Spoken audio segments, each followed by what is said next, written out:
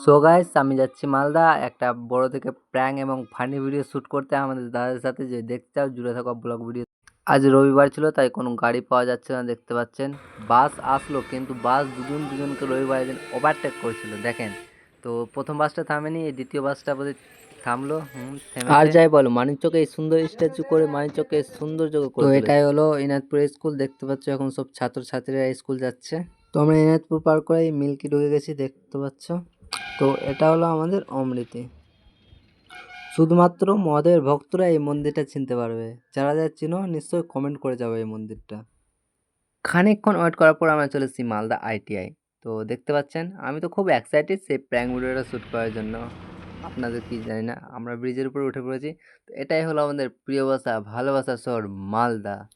তো আমরা ব্রিজ থেকে নেমে পড়ছি, দেখতে পাচ্ছ। এটা হলো আমাদের রবীন্দ্রনাথ ঠাকুরের স্ট্যাচু, যাকে আমরা বিশ্বকবি বলে চিনে থাকি। তো সো গাইস, আমরা বাস থেকে নেমে পড়েছি। সো গাইস, আর যাই বলো না কেন, মালদা এই থিমটা করে মালদাকে আরও সৌন্দর্য করে। এখানে হবে আমাদের prank video shoot. Wait for part 2।